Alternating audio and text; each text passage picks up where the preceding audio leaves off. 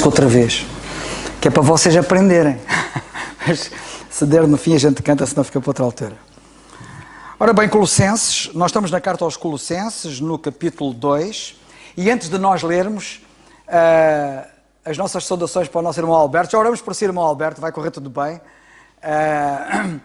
e também ao Benjamin, e também ao Cristóvão, juntamente com aqueles guerreiros todos aí no Lubango, também para a Mena, já dei os agradecimentos ali ao Nando, e as saudações à igreja, e é assim, e nós estamos a orar por ti sempre também, assim como a Filomena lá em São João da Madeira, as duas Menas, e que o Senhor vos abençoe e vos ajude, e nos ajude também a sermos uma bênção para vocês.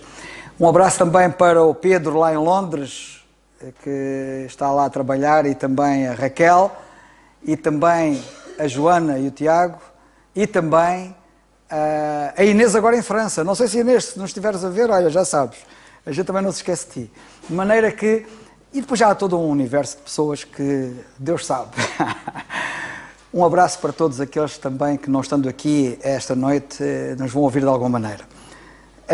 E nós vamos então para a carta aos Colossenses, no capítulo 2, e porque a nossa hora está um bocado adiantada, nós vamos ler menos hoje. Vamos ler desde o versículo 10 até ao fim. Portanto, Colossenses 2, versículo 10 até ao fim. Eu vou pedir ao Miguel, podes vir aqui ler, se faz favor, Miguel. Miguel, lê.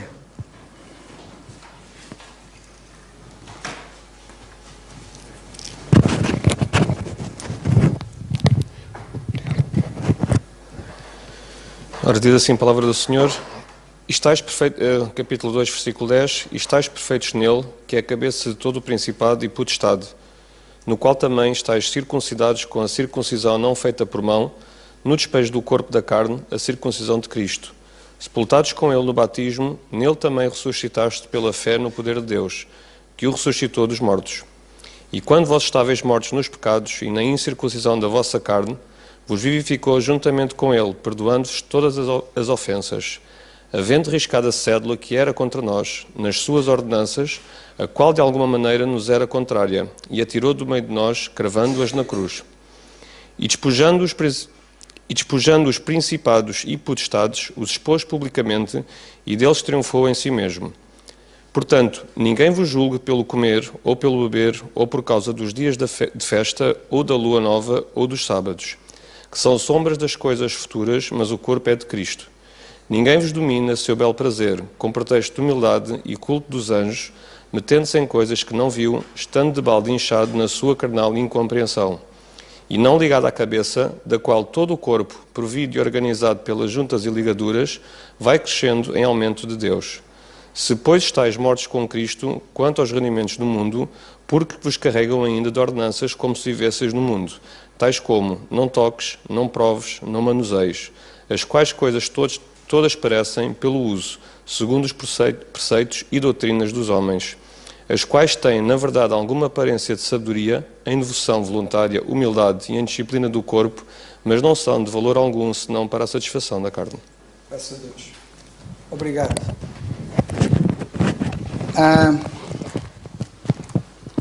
Eu, se calhar, antes de nós ouvirmos o nosso irmão Alberto, vamos ver se eu consigo dar aqui pelo menos dois pensamentos muito importantes que são reveladores para compreendermos bem esta passagem e que eu ainda não dei, e porque um está para trás e o outro está no sítio onde nós estamos, eu gostaria de, antes de ouvirmos o nosso irmão Alberto, de me referir a eles. Os versículos são o versículo 13 e 14, o versículo 13 e 14, que diz assim: e quando vós estáveis mortos nos pecados e na circuncisão da vossa carne, vos vivificou juntamente com ele, perdoando-vos todas as ofensas. E eu gostaria de começar por dizer o seguinte: é sobre o perdão de pecados. Nós já falamos várias coisas sobre o perdão de pecados, mas esta questão do perdão dos pecados tem várias facetas que são importantes nós não nos esquecermos delas. Uma delas, para a qual a maior parte das pessoas não tem resposta, e eu gostava de me referir a ela. A pergunta é: quem perdoa pecados. Segunda passagem que nós estamos a ler aqui é Deus. Porque o versículo 13 diz: quando vós estáveis mortos nos vossos pecados e na incircuncisão da vossa carne, Deus, subentende-se, vos vivificou juntamente com Ele, Cristo, Deus perdoando-vos todas as ofensas. Aliás, o próprio Senhor Jesus Cristo disse que Deus é que pode perdoar pecados. Certamente que vocês... Aliás, os judeus que o estavam a confrontar é que disseram isso e conheciam bem a teologia bíblica que só Deus perdoa pecados. A pergunta é, quem é que perdoa pecados? Deus. A segunda pergunta que naturalmente se pode fazer é, os homens podem perdoar pecados? E a resposta, dita pela Igreja Católica, é sim. Os sacerdotes estão incumbidos dessa missão. E eu então quero explicar muito rapidamente essa matéria, porque me parece que é muito importante. Como é que se explica que o Senhor deu aos 12 apóstolos o poder de perdoar pecados? E os sacerdotes católicos pegam nesse facto para dizerem que podem perdoar pecados. E por isso é que as pessoas vão lá confessar os seus pecados, na chamada confissão auricular, e eu próprio que fui educado na Igreja Católica sei o que isso é, porque passei por esse ritual todo, e isto está baseado em João 20, 23, que diz assim: àqueles a quem perdoardes os pecados, lhes são perdoados, e àqueles a quem os retiverdes, lhes são retidos. Isto está em João 20, 23, está no fim do Evangelho de João. Isto faz parte da grande comissão que o Senhor deu, quando Ele deu a grande comissão aos apóstolos. A grande comissão, como nós já dissemos várias vezes, está repartida por 5 sítios. Está parte dela em Mateus, parte dela em Marcos, parte dela em Lucas e parte dela em João e em Atos, capítulo 1. Em João, no capítulo 20, que é uma parte da comissão que as pessoas às vezes nem reparam nela, o capítulo 20 diz assim, o versículo 23, muito rapidamente. 20, 23, desculpem lá que eu estou aqui à procura da passagem. 20, 23. Se calhar apontei mal. Está certo? Pois está. Reparem que isto que está aqui a grande comissão foi as ordens que o Senhor deu aos seus 12 apóstolos para eles levarem a cabo depois do Senhor ressuscitar. O Senhor ressuscita, está cá 40 dias com eles, e nesses 40 dias disse-lhes: vocês vão fazer isto, isto, isto, isto, isto. Mateus diz uma parte daquilo que ele disse que eles iam fazer, Marcos diz outra parte, Lucas diz outra parte, João diz outra parte, e Atos, capítulo 1, versículo 8, diz outra parte.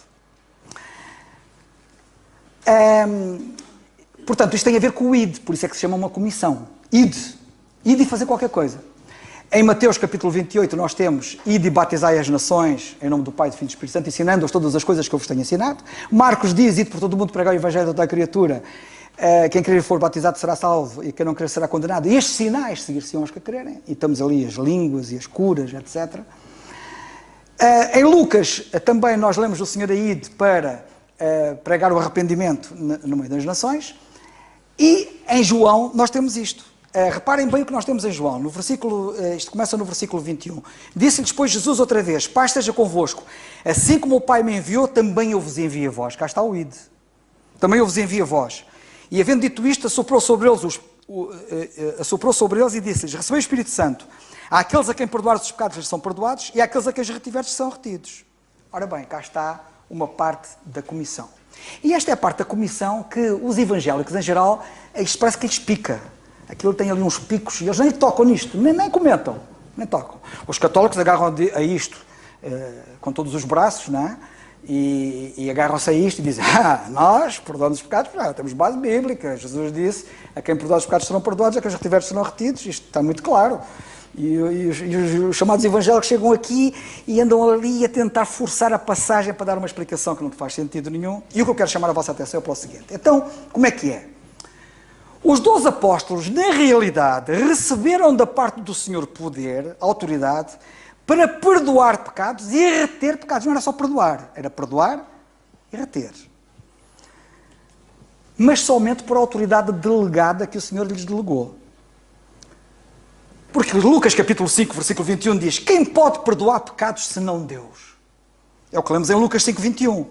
E nós podemos comparar isto com Jó 9 e versículos 2 e 8, onde lemos que Deus, que só Deus, anda sobre os altos do mar. E podemos comparar com isto. Então a Bíblia não diz que só Deus anda sobre os altos do mar. Pois é, só Deus anda sobre as águas do mar. Lemos isto em Jó no capítulo 9, versículos 2 e 8. E o Senhor mais tarde provou que Ele é Deus quando caminhou sobre a água. Porém, o Senhor também delegou a Pedro essa capacidade e esse poder quando Ele disse, anda cá ter comigo. E Pedro também andou sobre a água. Mas só Deus é que pode andar sobre a água. Mas Ele pode delegar. E delegou no caso de Pedro, como delegou no caso dos apóstolos no perdão dos pecados. Semelhantemente também, só Deus tem poder para purificar um leproso. E lemos assim, sucedeu que lendo o rei de Israel a carta, estamos a lembrar-nos do tempo de Eliseu, sucedeu que lendo o rei de Israel a carta, rasgou as suas vestes e disse, sou eu Deus? Sou eu, porque o Naamã estava leproso. Sou eu Deus para matar e para vivificar, para que este envie a mim, para eu restaurar a um homem a sua lepra. Eu sou Deus para restaurar a um homem a sua lepra. Só Deus é que podia restaurar a lepra, certo? Mas o Senhor capacitou os apóstolos para também, diz a Bíblia e diz o Senhor, curai os enfermos, limpai os leprosos. Autoridade delegada. Autoridade delegada para andar sobre as águas, autoridade delegada para perdoar pecados, autoridade delegada para curar os leprosos, para ressuscitar os mortos, expulsar demónios, etc. E realizar outros milagres que só Deus pode realizar. Do mesmo modo, apesar de só Deus ter o poder para perdoar pecados, como nós vemos, Ele pode delegar noutros esse poder. Deus poder delegar, poder confiar a homens falíveis, tal poder espantoso, deixa-me sem palavras. Lembramos que a passagem de João 20, 23, esta passagem da Grande Comissão, em que Ele deu o poder para perdoar pecados, é registro da Grande Comissão, de parte da Grande Comissão.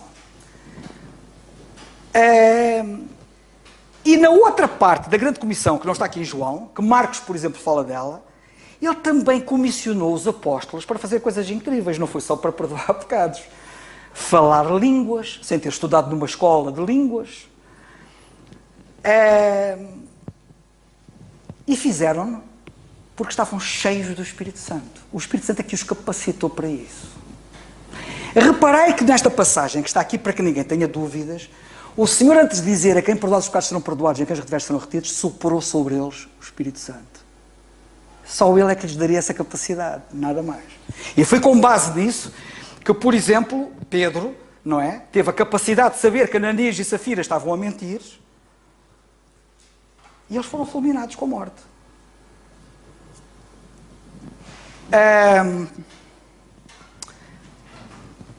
Assim também, da mesma forma, nós podemos dizer que os apóstolos receberam o poder para perdoar pecados, não é? Quando eles ficaram cheios do Espírito Santo. Porque o estarem cheios do Espírito Santo habilitou-os a várias coisas. Beberem veneno e não morrerem, pôr as mãos sobre os enfermos e os curarem, ressuscitar mortos, serem mordidos pelas serpentes e nada acontecer. Esta comissão hoje está suspensa. Com a introdução da dispensação da graça de Deus, com o aparecimento do apóstolo Paulo e com o novo programa a surgir, tudo isto foi suspenso. Portanto, hoje não há ninguém a beber veneno e a não morrer, não há ninguém a pegar em serpentes e a ser mordido e a não morrer, hoje não há ninguém a ressuscitar mortos, hoje não há ninguém a curar com esse dom que o Senhor tinha dado, hoje não há ninguém a falar línguas e hoje não há ninguém a perdoar pecados. E esta é que é a explicação da questão. Estão a ver a ideia? Portanto, este era o primeiro aspecto que eu gostava de chamar a vossa atenção. Gostava, portanto, de dizer que, evidentemente, que os apóstolos estavam cheios do Espírito Santo e tinham um dom de conhecimento que hoje ninguém tem. Deixa-me só fazer aqui um parênteses. Em Atos dos Apóstolos, não é? Quando eles começaram a levar a cabo a comissão que o Senhor lhes deu, em que estas coisas foram realizadas. E como eu acabei de citar no exemplo de Ananias e Safira, ninguém disse a Pedro, ninguém sabia que Ananias e Safira tinham vendido uma propriedade e guardaram parte do preço, sem dizer nada a ninguém. Mas Pedro, não é? Cheio do Espírito Santo, o Espírito Santo habilitou a saber aquilo que nenhum humano sabia, que eles tinham mentido. E lançou-lhes isso em rosto. Esta mesma capacidade, este mesmo conhecimento dado pelo Espírito, era a mesma capacidade e o mesmo conhecimento dado pelo Espírito para quem quisesse, por exemplo, ser batizado com água. O batismo, então, era batismo para perdão dos pecados. Aceitar alguém ao batismo era aceitar alguém para os pecados serem perdoados. Recusar alguém ao batismo era recusar o perdão dos pecados à pessoa. E os apóstolos sabiam, porque tinham o dom de conhecimento, se a pessoa era sincera, se não era sincera, se era genuína ou não era genuína. E, portanto, que eles aceitassem, era desta forma, que eles perdoavam pecados e retinham pecados, aceitando ou rejeitando as pessoas que eram batizadas. Para não perder mais tempo, vou passar à frente. A outra coisa, o outro assunto que eu queria chamar a vossa atenção tem a ver com a cédula da nossa passagem que diz, havendo arriscado a cédula que era contra nós nas suas ordenanças. Eu queria me dedicar aqui, portanto, se num lado quis falar do perdão, um aspecto do perdão, que é importante não perdermos de vista e que temos que saber, porque temos que saber explicar a um católico porque é que eles estão errados naquilo que estão errados, e temos que explicar aos evangélicos que não sabem explicar aquela passagem, qual é a explicação da passagem. Por outro lado, nós temos aqui que o Senhor arriscou a cédula que era contra nós nas suas ordenanças, cravando-o na cruz. E nós dizemos, e temos dito várias vezes, que as ordenanças, parte das ordenanças, uma delas é o batismo. E, portanto, uma das razões por que o batismo na água não está em vigor é porque o batismo, sendo uma ordenança, ela, como todas as ordenanças da lei, foi cravada na cruz. Portanto, o batismo também, por isso, não está em vigor. Mas há os objetores, naturalmente que eles existem sempre, eu por acaso ainda hoje estive a reler, porque eu tenho aquilo guardado, um grande debate que tive já aqui há anos atrás, na internet, e eu estava a ver aquilo assim, graças a Deus, eu hoje reproduziria aquilo tudo. Eu até já pensei, aquilo era bom para ser publicado, então não tem problema nenhum em publicar aquilo. Há pessoas que às vezes dizem, esses debates às vezes criam confusão nas pessoas. Não cria confusão nenhuma nas pessoas. Se nós fazemos com o espírito certo, e eu revejo-me completamente naquilo como eu escrevi, que aquilo era escrito, não é? No espírito, na atitude, etc., não tem qualquer problema nenhum. Já há outros que argumentam, às vezes, não revelam um espírito correto, nem um espírito cristão. Mas isso o problema é deles. Agora, eu estava a reler aquilo e lembro-me daquilo. Então, uma das objeções é dizerem assim, quem é que disse que o batismo na água está incluído nas ordenanças? Esta é a grande questão. Temos aqui ordenanças. A cédula que era contra nós nas suas ordenanças foi cravada na cruz. Nós dizemos o batismo na água é uma ordenança, foi cravada na cruz. E vêm os que discordam da ideia e dizem, onde é que está isso escrito que aqui o batismo na água foi? É que não fala em batismo na água nenhum. Bem, de facto não fala. E mais, até dizem eles, para reforçar a ideia, quando lemos mais abaixo no capítulo 2 da Carta aos Colossenses, lemos assim, versículo 20. Se, pois, estáis mortos com Cristo, quanto aos rudimentos do mundo, porque vos carregam ainda de ordenanças, como se vivesseis no mundo, tais como não toques, não proves, não manuseis. Aqui diz aqui, dá aqui exemplos de ordenanças. Não toques, não proves, não manuseis. Não há aqui nada de batismo.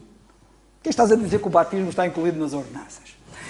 Bem, em primeiro lugar, queridos irmãos, a passagem que nós estamos aqui a ver não diz que não toques, não proves, não manuseies, são ordenanças exclusivas, como se não houvesse outras. O que ele está aqui a dizer, ele não está aqui a dizer que as ordenanças são unicamente estas. O que ele está aqui a dizer é, dou-vos alguns exemplos, tais como há mais, mas estes são exemplos que eu vos estou a dar. E como é que eu posso então dizer que o batismo também está incluído nas ordenanças? Primeiro porque a Bíblia diz que as ordenanças foram cravadas. Agora só nos falta saber se o batismo na água é uma ordenança. É isso que nós vamos ver. E o que é que nós lemos em Hebreus 9, versículos 1 e 10, que é muito importante. Hebreus 9, 1 e 10. Em Hebreus 9, 1 lemos assim, ora também, Hebreus 9, 1, diz assim, Ora, também o primeiro tinha ordenanças. O primeiro tinha ordenanças de culto divino. E um santuário terrestre. Portanto, nós temos aqui alguma coisa no passado que tinha ordenanças, certo? E quando nós chegamos ao versículo 10, lemos assim: consistindo, sabem o que é que as ordenanças consistiam? Consistindo em manjares e bebidas. Eu não tenho tempo para estar a explicar a carta aos Hebreus toda, portanto eu tenho que saltar do versículo 1 para o versículo 10. Mas as ordenanças ali referidas, ele chega mais à frente e diz em que é que elas consistem. E diz que consistiam em manjares, em bebidas e várias abluções. A palavra ablução, já aqui foi referido, quer dizer lavagens.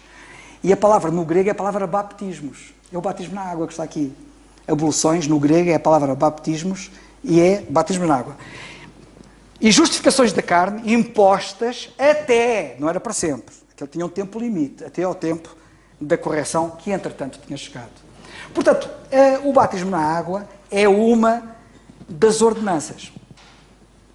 E, portanto, é uma falácia quando dizem que o batismo na água não está incluído. Está incluído, porque foram as ordenanças que foram cravadas na cruz.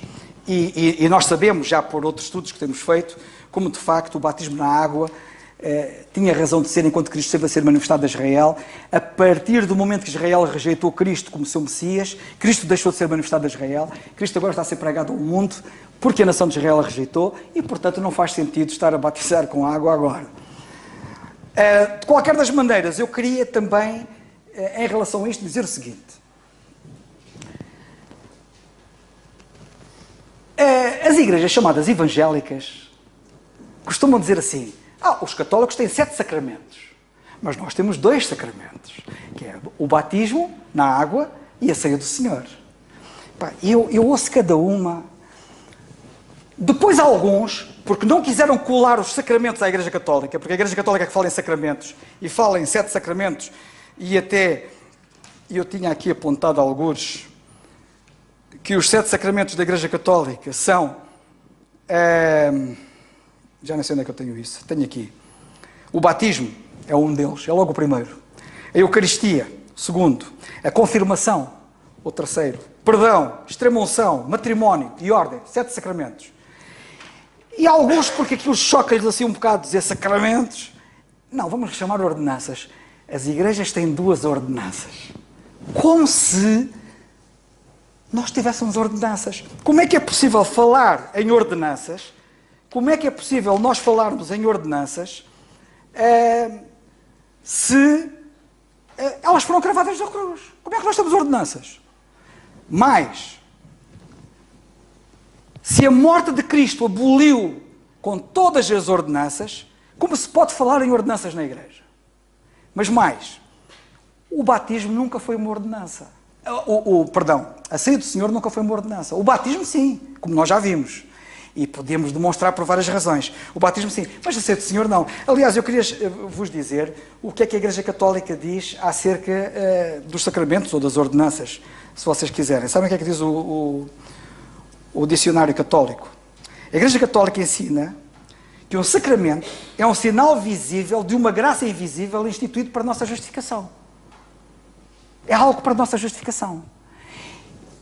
E nisto, quando eles acreditam no batismo para perdão dos pecados, daí eles dizerem que a criança, quando nasce, deve ser logo batizada, porque não corre o risco de ter problemas sérios, não é? Porque eles acreditam que o batismo é o batismo da regeneração. E estão corretos nisto. O batismo na água, na Bíblia, é mesmo batismo da regeneração. É mesmo batismo para perdão de pecados. Aliás, na Bíblia não existe outro tipo de batismo na água, só existe esse, não existe outro. Eu esta noite, se Deus quiser, amanhã, não é hoje, amanhã, vai ser um artigo que eu escrevi, um artigo pequeno, que é sobre quais são os propósitos do batismo na água, segundo a Bíblia, e quais são os propósitos que os homens religiosos dizem que é o batismo na água, que não tem base bíblica. Que é uma coisa curiosa. Eu recomendo que leiam isso amanhã, se Deus quiser. A ceia do Senhor nunca foi uma ordenança. A ceia do Senhor é uma celebração do Novo Testamento. Como todas as ordenanças, o batismo na água era imposto. A ceia do Senhor nunca foi imposta. O batismo era requerido para a salvação. Para perdão de pecados. A ceia do Senhor nunca foi requerido para a salvação. A ceia do Senhor nunca foi requerida para perdão de pecados. O batismo estava associado à manifestação de Cristo a Israel. João Batista disse, para que Cristo fosse manifestado a Israel, vinham por isso batizando com água. A ceia do Senhor tem a ver com a ausência de Cristo deste mundo. Fazei isto em memória de mim até que eu venha. O batismo evidenciava uma obra não consumada. Lembremos que foi Paulo a primeira pessoa na Bíblia a proclamar a obra consumada de Cristo. Antes de Paulo, ninguém fala da obra consumada de Cristo. Tratava-se de um símbolo de purificação que só Cristo podia efetuar. Contudo, a ceia do Senhor celebra uma obra consumada, uma obra realizada. O batismo era um ato único. Uma pessoa não era batizada 2 vezes, nem 3 vezes, nem 4 vezes. Eu bem sei que alguns já foram batizados não sei quantas vezes, mas é porque andam confundidos. Mas o batismo só se realizava uma vez. Aliás, não tenho tempo para isso, mas em Atos dos Apóstolos, no capítulo 19, nós temos ali uns discípulos de João, que supostamente alguns pensam que foram rebatizados com o chamado batismo cristão, dizem eles. Como se houvesse um batismo cristão, que não há. O batismo é judaico.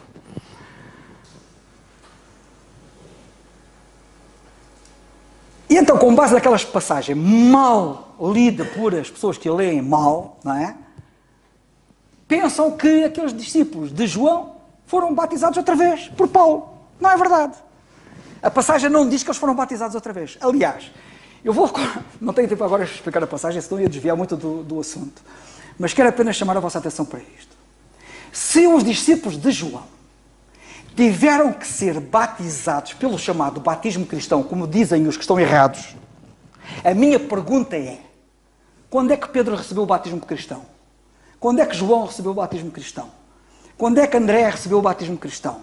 Quando é que Filipe recebeu o batismo cristão? Quando é que Judas recebeu o batismo cristão? E Tomé? Todos os 12 apóstolos. Quando é que algum deles, ou todos eles, receberam o chamado batismo cristão? Nenhum! Por uma razão simples. Eles conheceram o batismo de João? Chega. Não há cá batismo cristão, só há um batismo.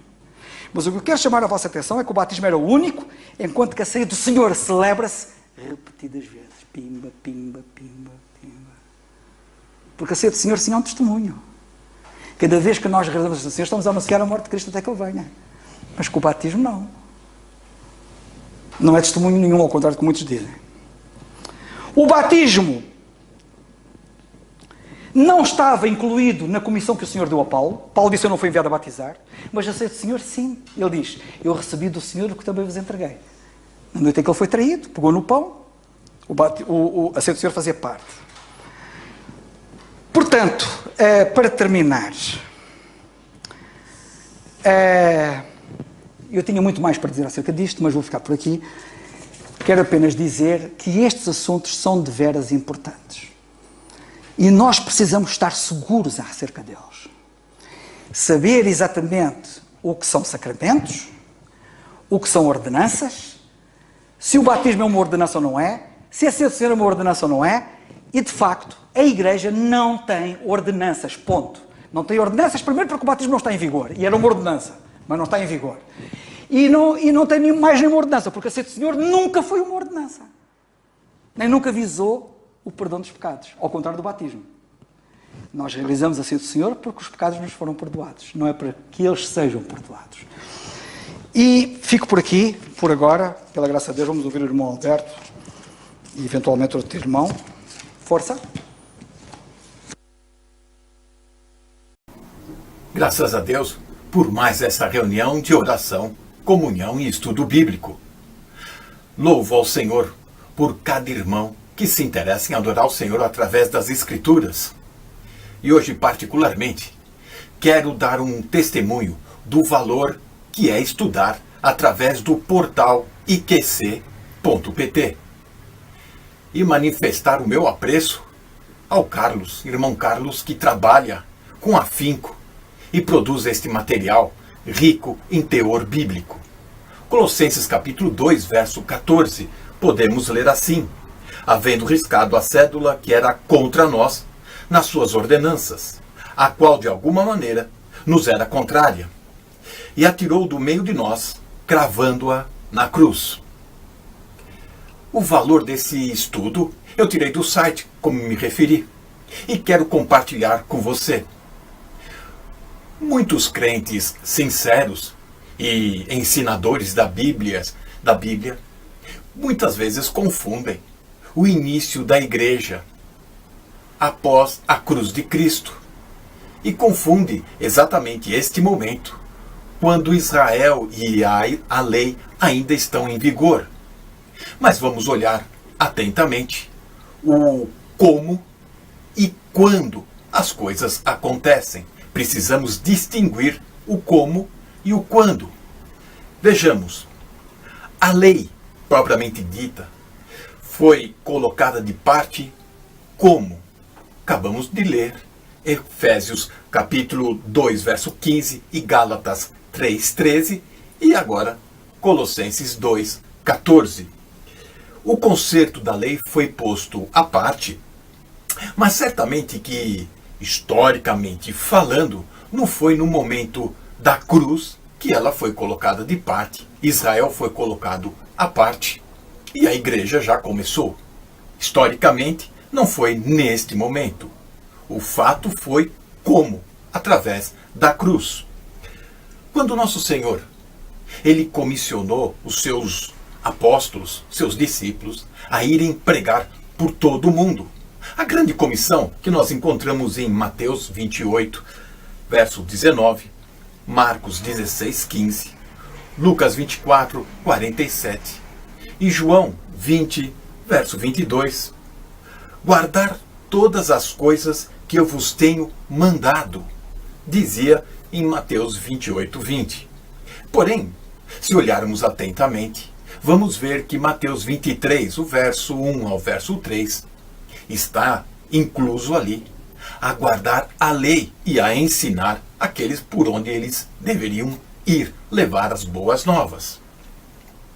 Uma leitura rápida pelo livro de Atos pode muitas vezes confundir quem não compreende e não faz a distinção do como e quando a lei foi colocada de parte.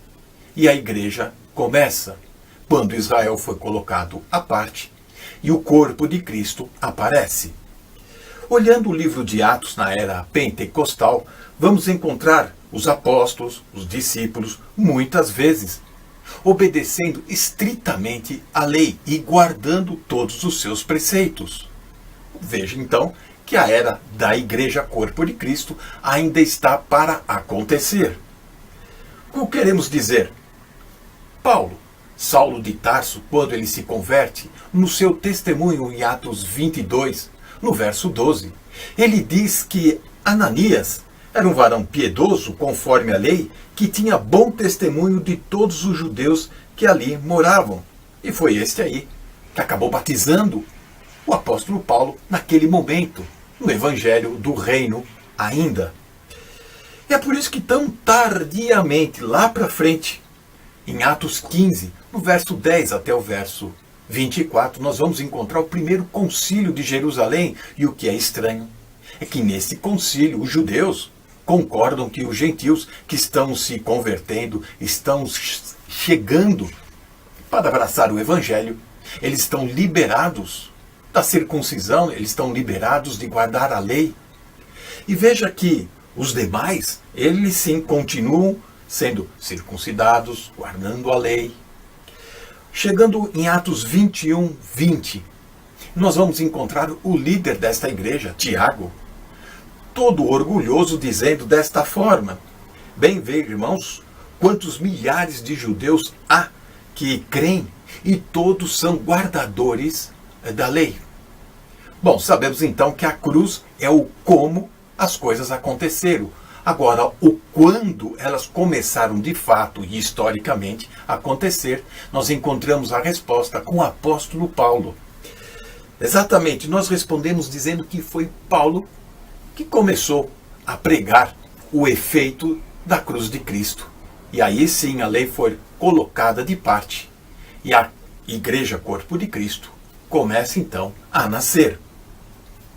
Foi ele que, em primeira mão, disse aos gentios em Romanos 3, no verso 21, mas agora se manifestou sem lei a justiça de Deus, tendo o testemunho da lei e dos profetas. Um outro texto muito importante é a primeira carta de Paulo a Timóteo, no capítulo 2, no verso 6, o qual se deu a si mesmo em preço de redenção por todos, para servir de testemunho a seu tempo.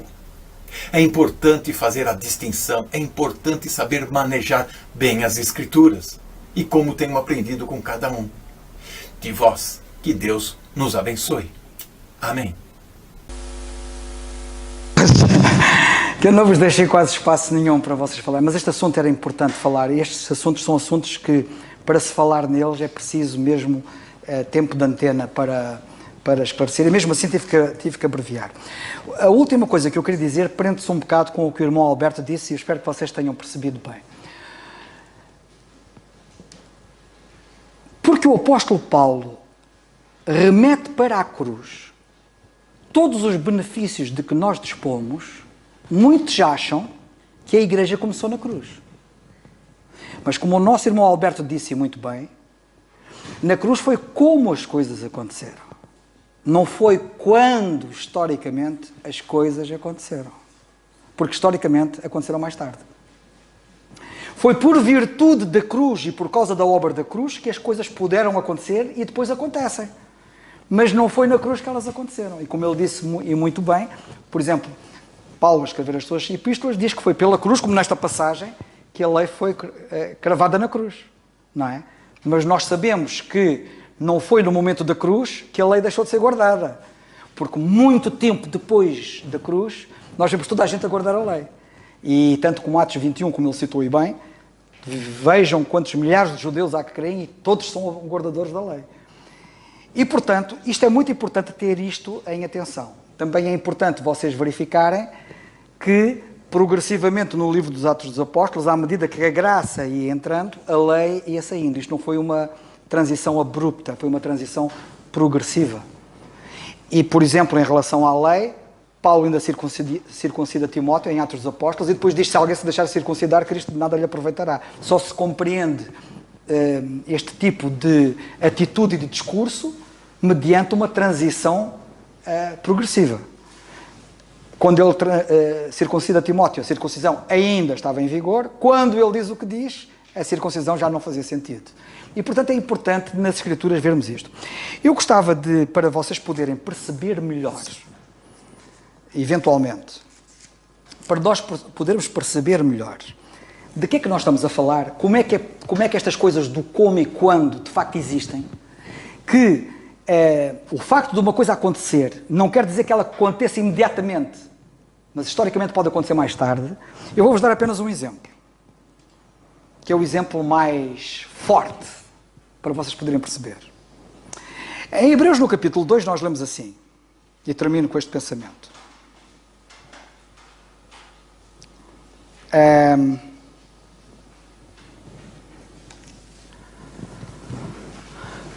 Em Hebreus, no capítulo 2, nota bem o que está ali escrito, no versículo 14. E visto como os filhos participam da carne e do sangue, também ele, Jesus Cristo, o Senhor Jesus Cristo, participou das mesmas coisas. Para que pela morte, notem bem o que está aqui escrito, para que pela morte aniquilasse o que tinha o império da morte, isto é, o diabo. O Senhor, pela morte, pela sua morte, aniquilou o que tinha o império da morte, que é o diabo. E a minha pergunta é muito simples. Está aniquilado? Acham que o diabo está aniquilado? Ainda não está aniquilado. Foi pela obra da cruz que o diabo vai ser aniquilado, mas ele ainda não foi. Mas é pela obra da cruz que ele está derrotado. É um ser derrotado e isto só vai acontecer historicamente mais tarde, como nós sabemos. Até lá, ainda não aconteceu. É só para vos dar uma ideia de como é que as coisas... A ideia do como e do quando num caso extremo como este que eu acabei de citar. Estão a ver a ideia? Portanto, é muito importante quando nós estudamos a Bíblia, manejarmos bem a Bíblia para não dizermos, às vezes, e alguns às vezes dizem, grandes disparates. Que Deus nos abençoe e nos ajude, que isto nos estimule a estudar cada vez mais a Palavra de Deus que bem precisamos de aprendê-la. Muito bem, vamos ficar por aqui e, se Deus quiser, para a semana vamos ter o nosso irmão Mark Swain e o nosso irmão Peter Cerqueira connosco. Vamos orar nas nossas orações por eles.